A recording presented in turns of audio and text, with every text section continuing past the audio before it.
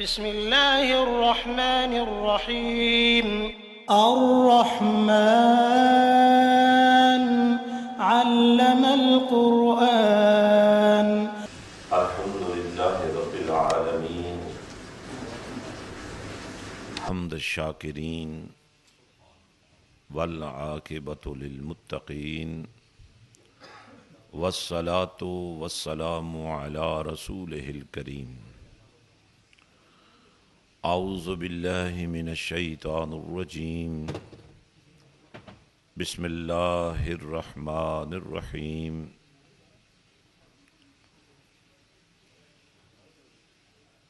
يا أيها الذين آمنوا اتقوا الله حق تقاته ولا تموتن إلا وأنتم مسلمون.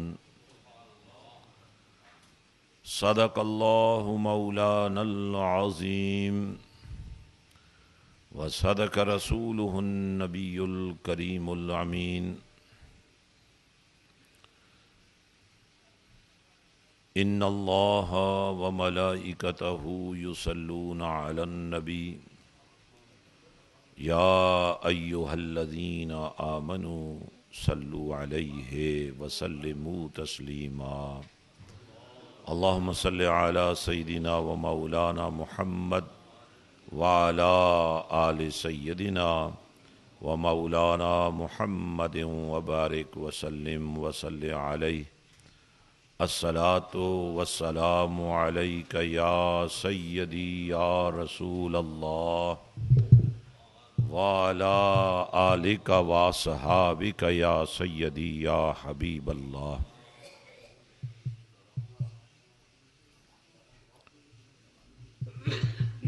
اے تن رب سچے دا حجرا وچ پا فقیرہ جھاتی ہو. نہ کر منت خواج خضر دی تیرے اندر آب حیاتی ہو. شوق دا دیوا تو بال انہیرے تینوں ملسی وسط کھڑاتی ہو. مرن تو پہلے مر گئے حضرت باہو تاں اے رمز پچھاتی ہو. بمصطفیٰ برساں خیش را کہ دیں ہما اوست گر بہو نہ رسیدی تمام بولا بیست.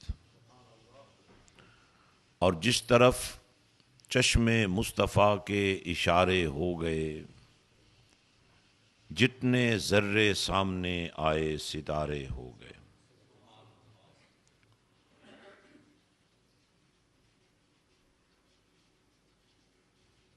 برادران اسلام، السلام علیکم ورحمۃ اللہ وبرکاتہ.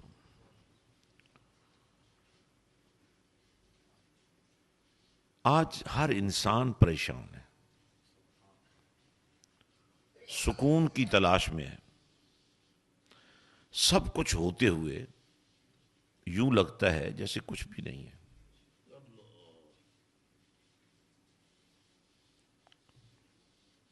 ہماری اس پریشانی کو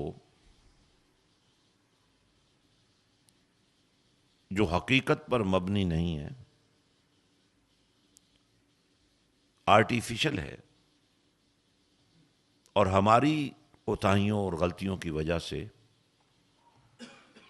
ہمارے لیے بہت بڑا ایشو بن گئی ہے.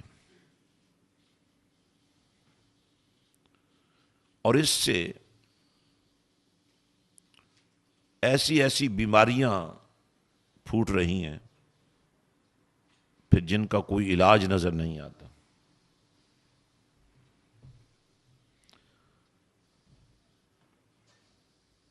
ہم بھی پریشان ہیں حالانکہ ہم کلمہ پڑھنے والے ہیں، اور جو کلمہ نہیں پڑھتے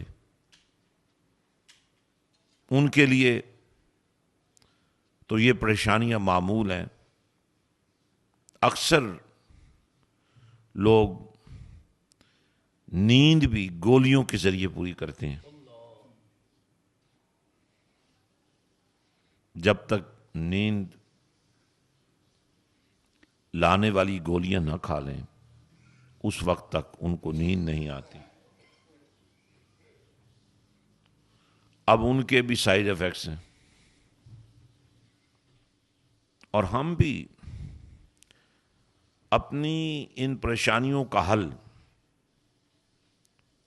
انہی کے پیچھے بھاگتے ہوئے تلاش کر رہے ہیں، جبکہ اس حیثیت سے کہ اللہ نے ہمیں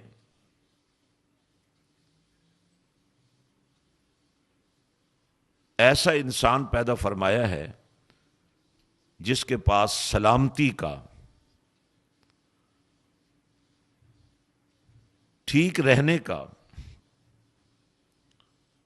اور پریشانیوں سے بچنے کا پورا نظام موجود ہے.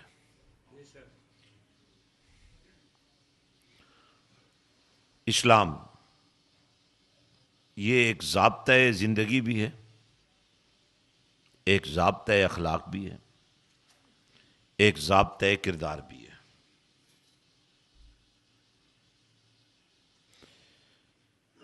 اس کی عبادات سے لے کر معاملات تک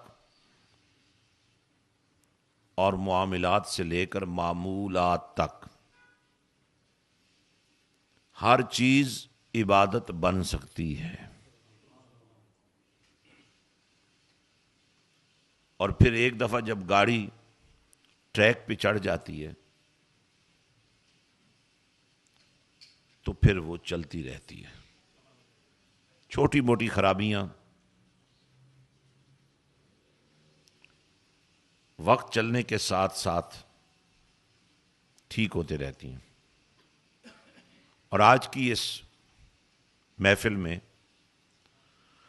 جمعۃ المبارک کے اس روح پرور اجتماع میں ہم نے اسی ضابطۂ زندگی کو، اسی ضابطۂ اخلاق کو اور اسی کردار سازی کے عمل کو سمجھنے کی کوشش کرنی ہے.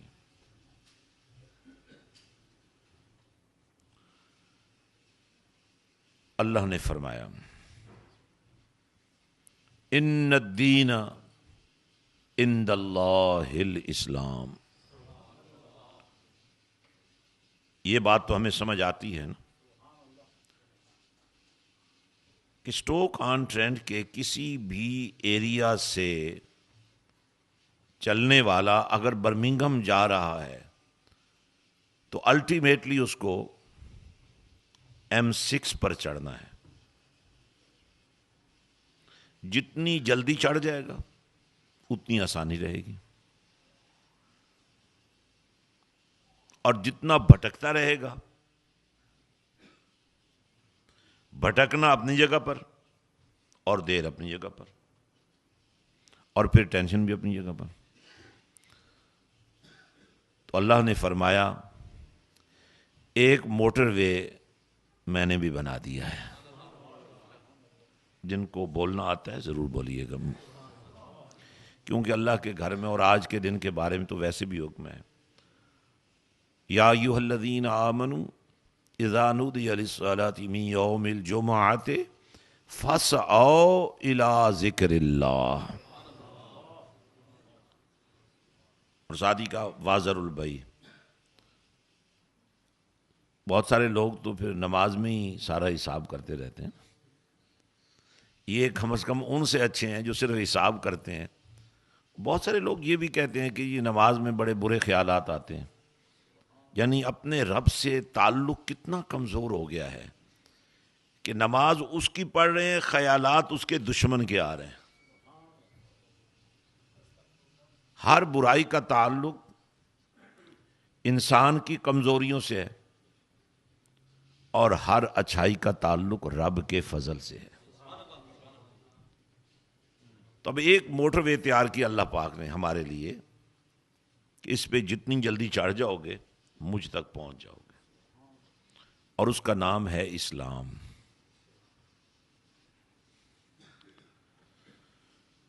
کوئی ریڈ لائٹ نہیں آئے گی، کوئی ٹکراؤ ہونے کا امکان نہیں ہے، اور اگر کبھی ہوا بھی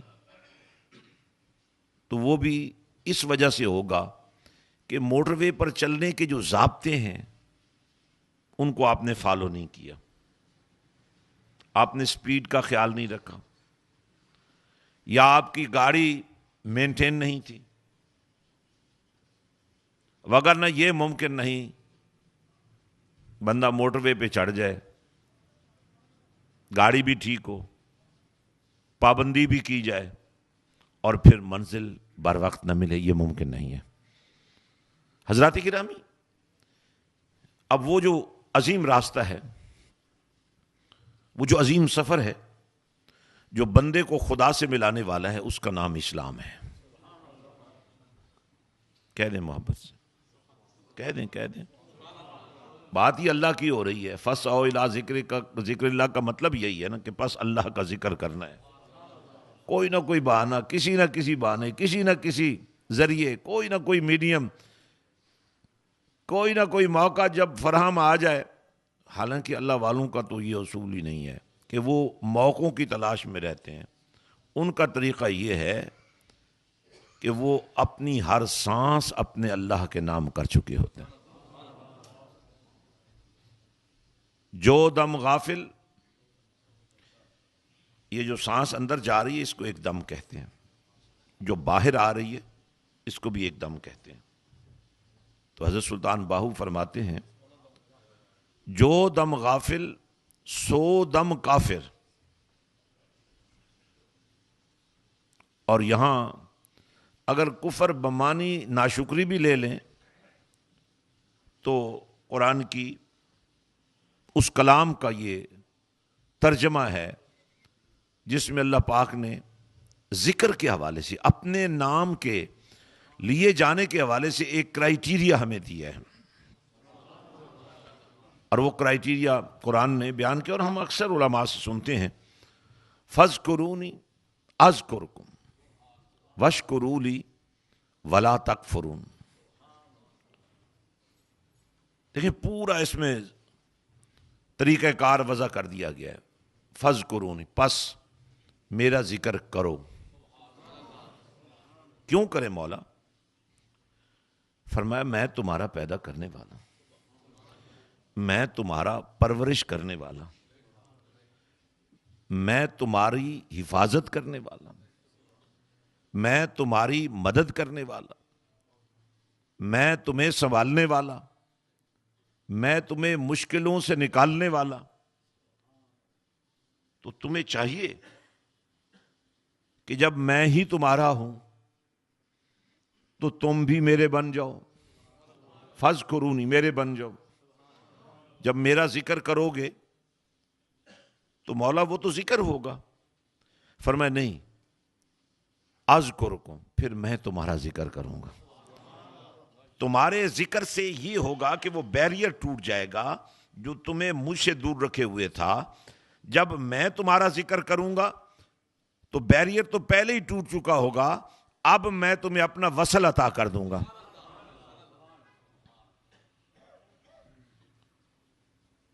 اور ویسے بھی اگر تھوڑا سا سوچو،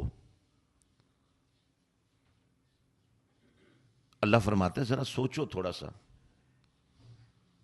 اس بات پر غور کرو کہ تمہیں تو میرا ذکر کرنے کی اس لیے ضرورت ہے کہ میں تمہیں پالتا ہوں، میں تمہیں پروان چڑھاتا ہوں، میں تمہارا خیال رکھتا ہوں، میں تمہیں بھلائی سے نوازتا ہوں، اور کم از کم بھلے کا جواب بھی تو بھلا ہونا چاہیے نا۔ قرآن نے یہ اصول بھی بیان کر دیا، حل جزاء الاحسان الا الاحسان۔ یہی نہیں کہ کوئی ہاتھ دے تو تم اس کا بازو نگل جاؤ، ہاتھ کے بدلے میں ہاتھ تو بڑھاؤ نا۔ اور کوئی اگر تمہیں گلے لگ رہا ہے تو تم اس کے گلے اس طرح لگ جاؤ کہ تمہارا دل بھی اس کے ساتھ جڑ جائے۔ حاضرین، فرمایا وَاشْكُرُوا لِی، اگر تم میرا ذکر کر رہے ہو تو یہ بھی میرا تم پر احسان ہے، وگرنہ تمہاری طرح کے ہزاروں بھٹک رہے ہیں، آج کے دن بھی ان کو مسجد میں آنے کی توفیق نہیں ہے۔ تم تو خوش نصیب ہو، وقت پر مسجد میں آ گئے ہو۔ کتنے ایسے ہیں جو وقت سے بعد پہنچیں گے، اور کتنے ایسے ہیں جو آ ہی نہیں سکیں گے۔ اس لیے میرا یہ کرم کہ تمہیں میں نے اپنے ذکر کی توفیق دی ہے، اور پھر اس پر بالائے کرم کہ میں تمہارا ذکر کر رہا ہوں۔ اور یہ بس ایک نقطہ میں عرض کرنا چاہتا ہوں، یہ ایک سوالیہ نشان ہے کہ مولا ہم تو تیرا ذکر اس طرح کریں گے، کبھی تیری تکبیر بلند کریں گے، کبھی تیری پاکیزگی بیان کریں گے، کبھی تیری کسی صفت کا اظہار کریں گے، لیکن تو ہمارا ذکر کیسے کرے گا؟ فرمایا جب تم میری تکبیر بلند کرو گے اور کہو گے اللہ اکبر، یہ نعرہ تمہاری زبان پہ رچ اور بس جائے گا، تم مجھے بڑا کہو گے۔ اب یہ ایک حقیقت ہے کہ میں تو ہوں ہی بڑا۔ تم نے حقیقت کا اعتراف کیا، تم نے کوئی اضافی کام نہیں کیا، تم نے کوئی ایسی تعریف نہیں کی جو بنتی نہیں ہے، اور میں تو وہ ہوں جس کی شایان شان ہر تعریف ہے۔ اس لیے تم نے کوئی اضافی کام نہیں کیا، ہاں چونکہ تم نے حقیقت کا اعتراف کیا ہے، you have accepted the reality that Allah is the biggest، اللہ سب سے بڑا ہے۔ تم نے میری اس ریالٹی کو مانا ہے۔ اب اس کے بدلے میں یہ کروں گا کہ چونکہ تم بڑے نہیں ہو، اب جواب میں نے تمہارا ذکر کرنا ہے، لیکن چونکہ تم اس منصب پر پورے نہیں اترتے، کتنے ہی بڑا بن جاؤ پھر بھی چھوٹے رہو گے۔ البتہ میں جب تمہارا ذکر کروں گا تو میری طرف سے تمہارے لیے یہ شفقت ہوگی کہ تم جتنے ہوں گے تمہارے درمیان بڑے سے بڑے، ان سے بھی بڑے بن جاؤ گے۔ ویسے تمہاری کوئی پہچان نہیں تھی، ویسے تمہاری کوئی شناخت نہیں تھی، ویسے تم جنگلی زندگی گزار رہے تھے، ویسے تم حیوان تھے۔ میں نے نبوت کے نور کے فیضان سے تمہیں انسان بننے کا شعور دیا ہے۔ اب یہ جو کرم، بالائے کرم، فاذکرونی کرم اذکرکم، بالائے کرم، اس پر تو تمہیں اظہار تشکر کرنا چاہیے نا۔ You should be thankful. دیکھیں ہم راستے پہ جا رہے ہوں، ہمارا حق نہ بنتا ہو، اب ٹریفک میں پھنسے ہوئے ہیں، اگر یکا یک دوسری گاڑی والا ہمیں کرٹسی کے طور پہ جگہ دے دے، راستہ دے دے، ہم کیا کرتے ہیں؟ کچھ نہ کریں تو ہاتھ تو ایسا کاری دیتے ہیں، اور زیادہ پیار آ جائے تو چھوٹا سا ہارن بھی بجا دیتے ہیں، یار تیری بڑی مہربانی۔ یہ ہماری نیچر ہے۔ جب ہم اپنے جیسے لوگوں کے بھلے کے جواب میں تشکر کا اظہار کرتے ہیں، تھینکس کا حسن پیش کرتے ہیں، تو وہ ذات جو صرف عالم اجسام میں نہیں، عالم ارواح سے، جب سے روحوں کی تخلیق ہوئی ہے، میں قرآن کا وہ حصہ پیش کرنے لگا ہوں، لیکن قرآن آپ سے تقاضا کرتا ہے جب قرآن پڑھا جائے تو اس کے جواب میں آپ کو قرآن کی عزت کرنی چاہیے۔ الستو بربکم، یہ روحوں کی تخلیق کے وقت پہلا سوال تھا، پروردگار کی طرف سے سوال نہیں تھا، اسی سوال میں جواب کا لطف اور حسن ڈال دیا۔ اب میری آپ سے اگر پہلی ملاقات ہے بہت سارے دوستوں سے، تو میں اگر آپ سے کہوں کہ کیا میں تمہارا پیر صاحب نہیں ہوں، اب جو مرید ہی نہیں ہے وہ کہیں گے نہیں جناب، ہم تو آپ کے ویسے سلطان العارفین کے نام پر آپ کی عزت کر رہے ہیں۔ بڑی سمپل سی بات ہے نا۔ کچھ کہیں گے جی آپ سے تو ملاقات ہی آج پہلی بار ہو رہی ہے۔ روحوں کی تخلیق کے حسن میں پروردگار نے الستو بربکم کہہ کر ایسا حسن ربوبیت جلوہ گر کیا کہ ہر روح کو شعور مل گیا کہ کہے قالو بلا. یہ جو اللہ نے اپنا بنانے کا حسن ہے آج سے نہیں شروع کیا، ازل سے ہی شروع کر دیا ہے. اب کچھ خوش نصیب وہ ہیں جنہیں اللہ کی تلاش میں مارا پھرنا نہیں پڑتا.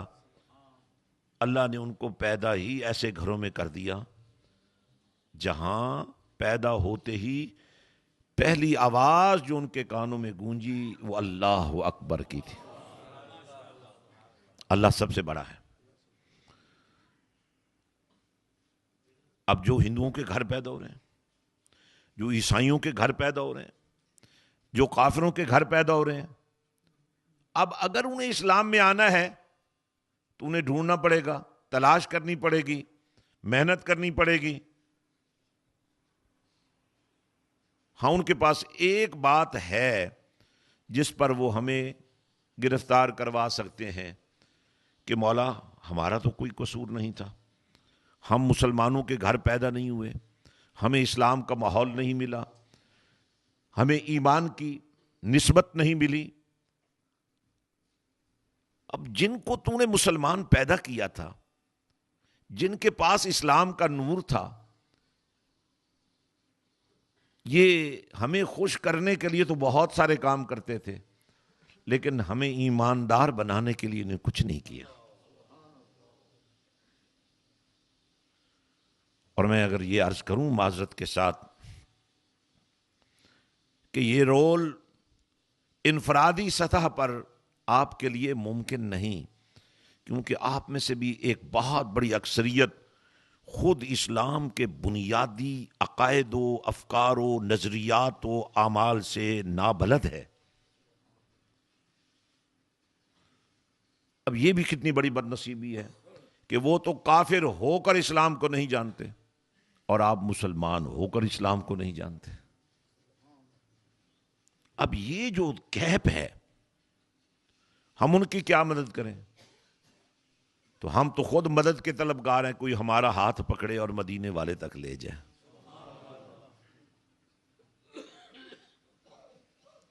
ہاتھ پکڑنے والے ہم سے بھی زیادہ کمزور ہیں. اس لیے ایک بہت بڑی ذمہ داری ایک خاص طبقے کے ذمہ مجھے نظر آتی ہے، اور وہ ہے اہل علم کا طبقہ، جن کے بارے میں قرآن نے یہ اعلان کیا انما یخشی اللہ من عبادہ العلماء. اللہ کی خشیت کا حسن دیکھنا ہو تو وہ اہل علم کے پاس ہے. اب اہل علم کو جو تحفظ دیا وہ تھی ایک خاص نسبت. آپ دیکھیں بڑے بڑے پلازاز آپ کو نظر آئیں گے، بڑی بڑی عمارتیں آپ کو نظر آئیں گی، بڑے خوبصورت گھر آپ کو نظر آئیں گے، لیکن ان کی نسبت کسی ایسے نام سے ہوگی جس نام کو شاید اس نام والا بھی پوری طرح نہ پہچانتا ہو. لیکن یہ اہل علم کو جو پروردگار نے نسبت والا گھر دیا ہے اس کا نام ہے اللہ کا گھر. ہیں وہی اینٹیں، ہے وہی لکڑی، ہے وہی سیمنٹ، لیکن اس کا نام ہے اللہ کا گھر. ذرا محبت سے بولیے گا، اللہ کا گھر. اب ایک بڑی اہم بات میں تھوڑی سی آپ کی گوش گزار کرنا چاہتا ہوں.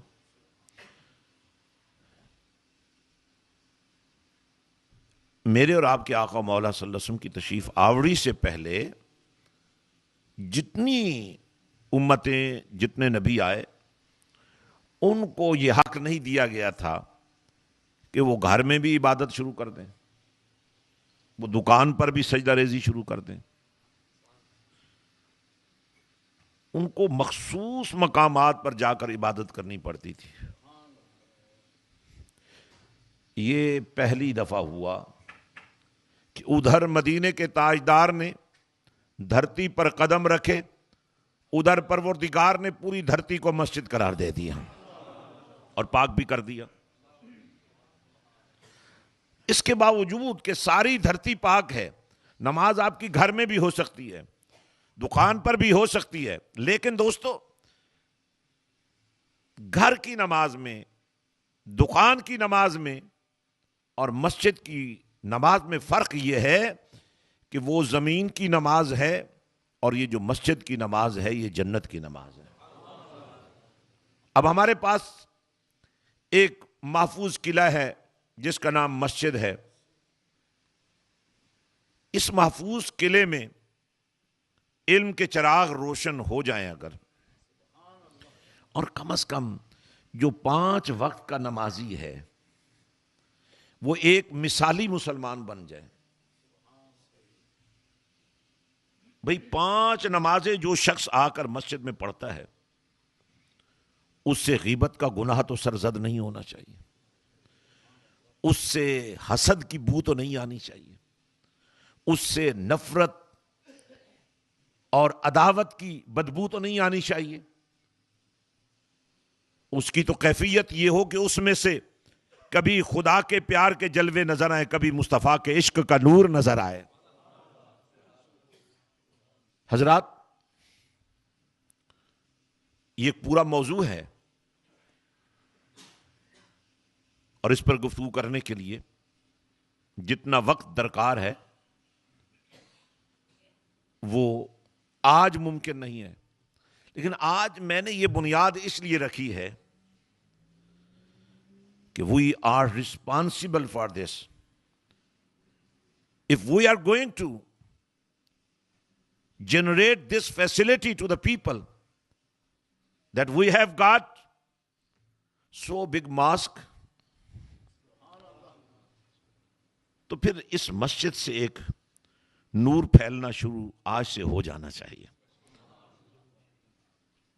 آج سے ایک نئے حسن کے ساتھ، نئے عزم کے ساتھ، نئے حوصلے کے ساتھ اگر ہر نماز پر ایک لفظ قرآن کا سیکھنا شروع کر دے آنے والا ہر مسلمان،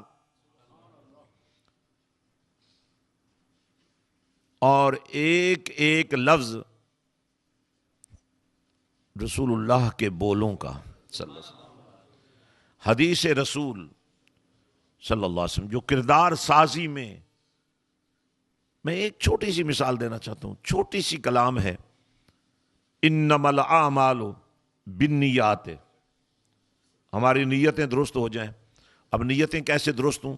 دل درست ہو جائے. اب دل کیسے درست ہو؟ دل مومن بن جائے. دل مومن کیسے بنے؟ اس میں اللہ کا ذکر آئے. اب اللہ کا ذکر کیسے ہٹ کرے؟